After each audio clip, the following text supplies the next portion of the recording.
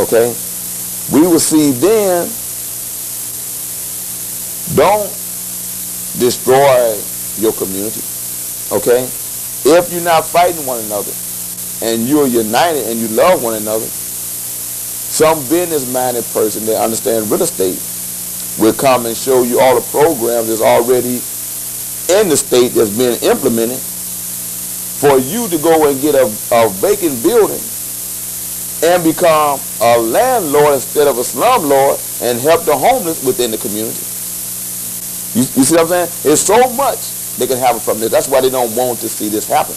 But again, God has said it is time for it to happen. You know, and they can't stop this. You know, they trying. You know, I've read how they persecute you. Regardless how much they write about you, the truth always comes to the light, to the point they still say, regardless of the truth. You see what I'm saying? When they see that you had the vision to understand the importance of having a radio station in Peoria, okay? Not just to be managed by an African American, to be owned by an African American, okay? To feed information to an African American, okay? To understand that the various companies will come to you for you to reach out to the African American community. Knowing that you have the power to educate African American businessmen to use that same vehicle to sell their products.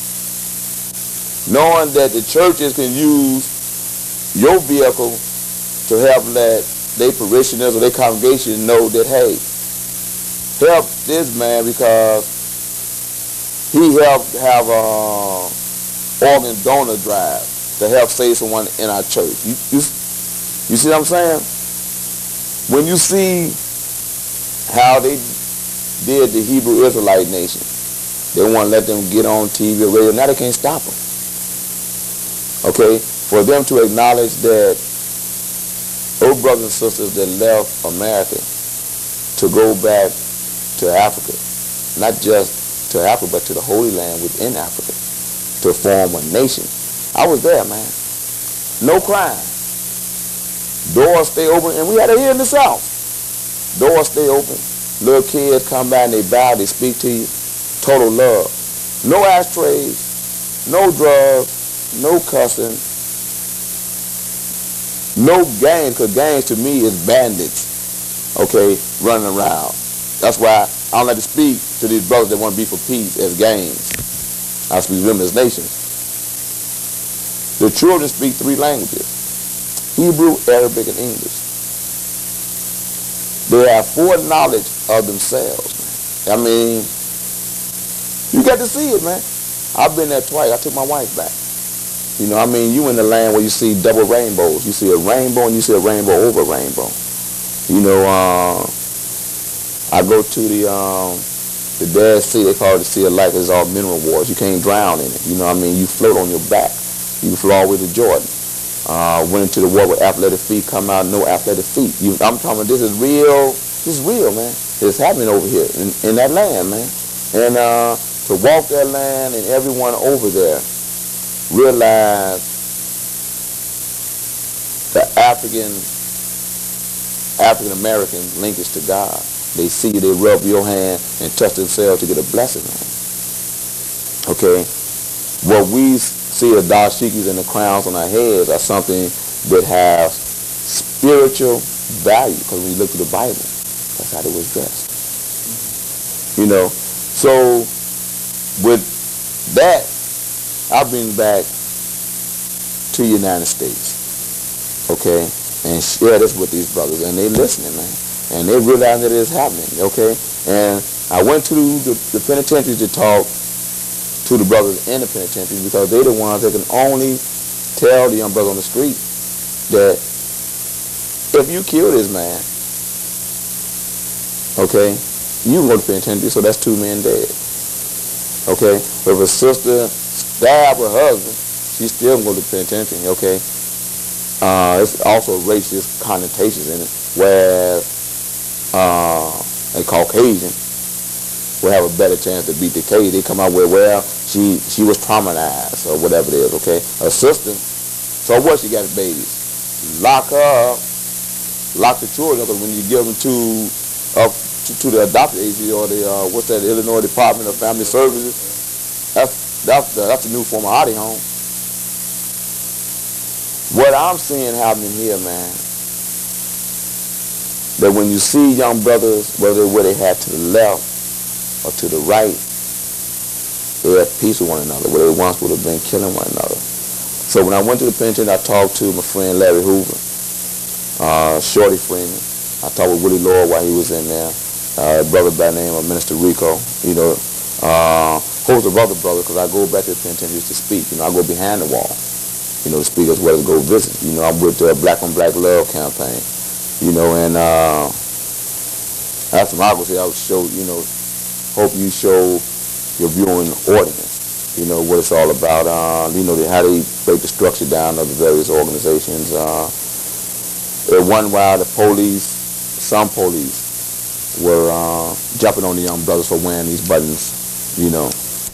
Right now, we're going to go to a short break, and we'll be back with more on captions right after this. Because of school regulations around the gang paraphernalia, I understand that a lot of young people who are wearing the button United in Peace are also being harassed as though this was a button that's defined as gang paraphernalia. Explain this button to us. It represents the various organizations, you know.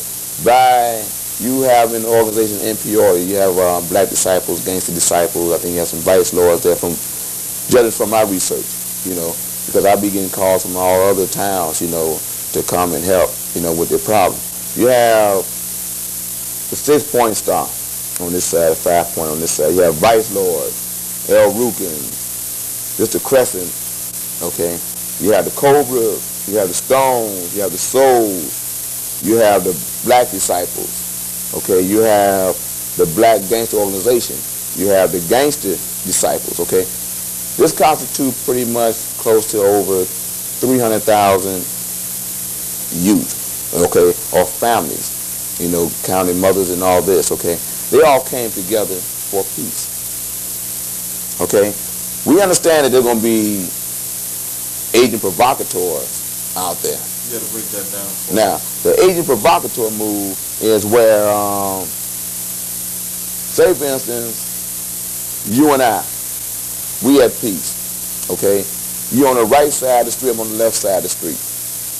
You'll have someone drive down the street, okay, and he shoot from my side of the street, okay, and you say, wow, I thought me and Gator was friends. All you saw was the bullet come from my side of the street. But if we don't talk about peace by saying, hey, before we make any move, we're going to sit down and find out if we really did this, or if someone from our organization really did this, okay? That way we can find the agent provocateur, okay? You got people that the government would pay, okay, to start this up, okay? There's an old saying that people who don't learn their history are destined to repeat it. It sounds to me that you intend to make sure that the tricks that J. Edgar Hoover played on black organizations in the 60s is not going to be repeated in the 90s. Correct. You know that's documented. It's called COINTELPRO. Okay.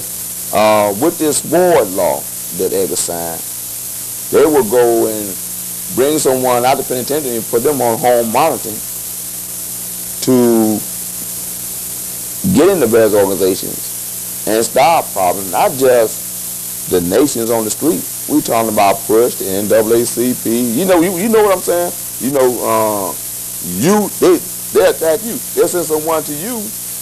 You know, like I was reading. Tell the janitor that he bought drugs from you. I don't know the man.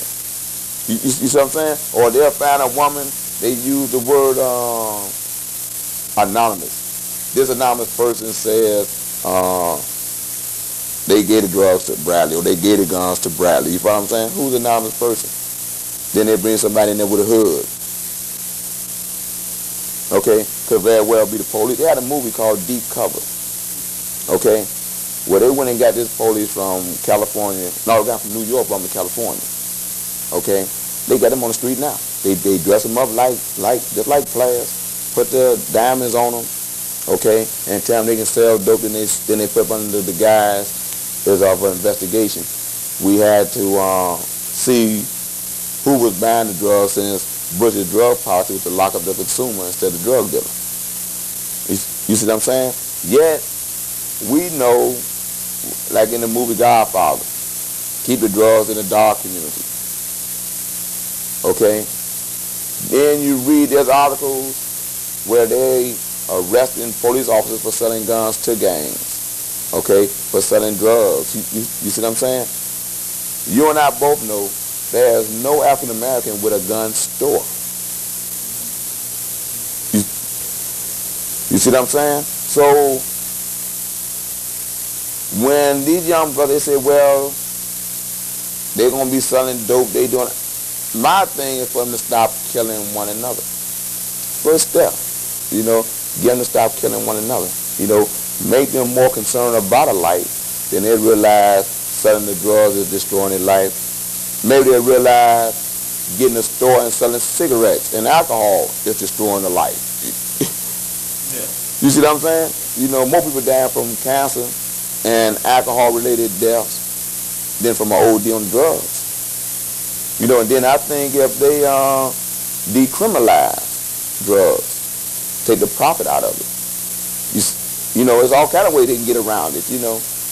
My whole thing is to the people that's in Peoria, okay, I think one of the things you can do to get the maximum of what I'm saying to the brothers in Peoria, I like to be invited to come to Peoria and speak to the various organizations there, you know, not just the nations, but the community organizations also, you know, let them know that I like to share with them the plans that we have here, along with Prince RCL and Brother Earl King from No Dope Express, you know, and come and let them know that we have learned how to take a negative and make it a positive. Gator, you know, our friendship goes way back a long time, and probably as many of the people sit watching this program tonight, they're asking themselves, why should I get involved? I know that I've talked to many young people and have suggested to them that they change their lifestyle, and their response to me is, well, look what they did to you. So how are you in a position to give me any advice when you can't even keep the man off of you? So you got people who are afraid to get involved. They're afraid of the gangs. They are afraid of the violence. They're afraid of the streets, and they're afraid of white oppression. Why should we still press on to try to make a difference? Well, I'll say this. They persecuted Jesus, and he died for our sins, okay? I say that they persecuted Harriet Tubman, okay? And she was trying to save the slave. I say we have a divine purpose, okay, to do these things, man. Okay, it's like we know that they use us as a people, even with the gang problem. You rest assured, they're not going to move on no other ethnic group outside African Americans. Okay, so why don't they just say it's African American problem? You see what I'm saying? Okay, I think the problem is the fact of misinformation that's being put off into the community, and a lack of information that's being put off into the community. Okay, I'm saying misinformation by them telling us as a people there's nothing better for us. We can't solve our own problem. We got to go to someone else to solve our problem, and that someone else is never going to give us enough to solve our problem, and that's the problem. You see what I'm saying? Okay.